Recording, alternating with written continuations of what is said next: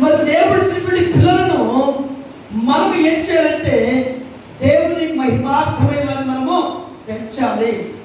దేవుని వాక్యం సెలవిస్తుంది. ఎఫెసీయులకు రాసినటువంటి పత్రిక 6వ అధ్యాయము మరి మనము 3వ వచనంలో మనం చదివితే, తండ్రులారా మీ పిల్లలకు కోపం రేపక ప్రభు యొక్క శిక్షలోను ప్రభు యొక్క బోధలోను వారిని పెంచుడి. దేవునికి స్తోత్రం కలుగును గాక. హల్లెలూయా. దేవుని యొక్క శిక్షణలో దేవుని యొక్క బోధల వరకు మనం పెంచాలి.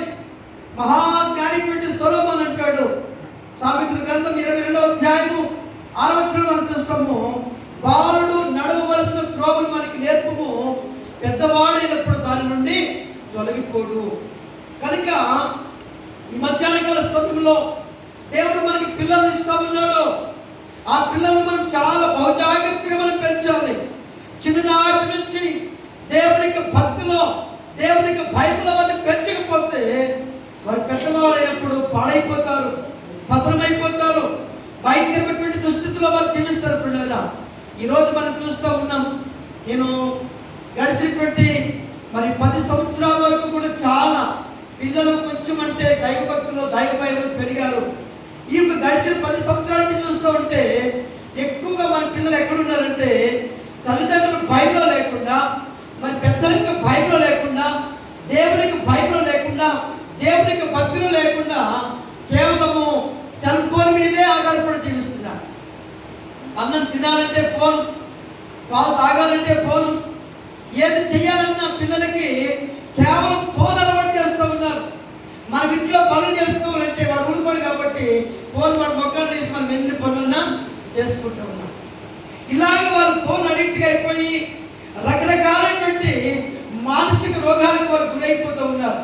అదే వ్యసనంగా మార్చుకుని యవనస్తులు అయినప్పుడు వారు చూడని వారి దృశ్యాలు చూసి మరి భయంకరమైనటువంటి వ్యామోహంలో పడి తల్లిదండ్రులు విడిచిపోయి దూరంగా వారు పారిపోయేటువంటి పరిస్థితులు వచ్చేసాయి. కారణం ఏంటంటే ఈ రోజు ప్రియమైన సహోదరులారా, మన పిల్లలను దేవుని యొక్క భక్తిలో, దేవుని యొక్క భయంలో, దేవుని యొక్క జ్ఞానంలో వారిని పెంచడం లేదు కనుక వారు చెడు తిరిగి వెళ్ళిపోతూ ఉన్నారు. దేవుని వాక్యం సెలవిస్తూ ఉంది, బాలుడు నడవవలసిన త్రోవను మనకి నేర్పుము, పెద్దవాడినప్పుడు దాని నుండి తొలగిపోడని. ఒకప్పుడు తల్లిదండ్రులు మనకు భయం భక్తి నేర్పించారు కదా. ఇప్పటికీ కూడా మన తల్లిదండ్రులు అంటే అమ్మ నాయన అంటే మనకు ఒక రకమైనటువంటి భయం. అమ్మో మా నాయన వస్తున్నాడు, అమ్మో మా అమ్మ వస్తుంది అనే భయం ఉంది.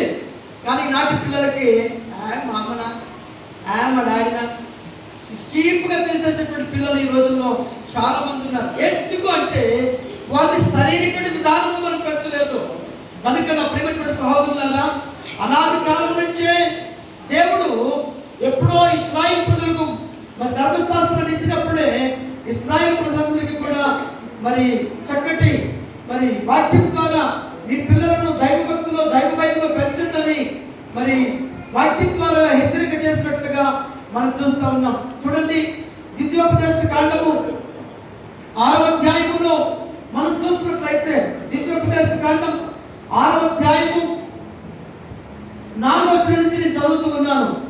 మన దేవుడైన యెహోవా, అద్వితీయుడైన యెహోవా, నీ పూర్ణ హృదయముతో, నీ పూర్ణాత్మతో, నీ పూర్ణ శక్తితో నీ దేవుడైన యెహోవాను ప్రేమింపవలెను.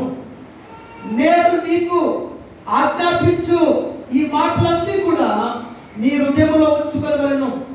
నీవు నీ కుమారులకు వాటిని అభ్యసింపచేసి నీ ఇంట కూర్చున్నప్పుడు, త్రోవలు నడిచినప్పుడు, పండుకున్నప్పుడు, లేచినప్పుడు వాటిని గురించి మాట్లాడవలను. సూచనగా వాటిని నీ చేతిని పట్టుకోవలను. అవి నీ కన్నుల నడుమ బాసికము వలె ఉండవలను. నీ ఇంటి ద్వార బంధముల మీద, నీ గౌరవుల మీద వాటిని రాయవలను. దేవునికి స్తోత్రం కలుగును గాక. హల్లెలూయా.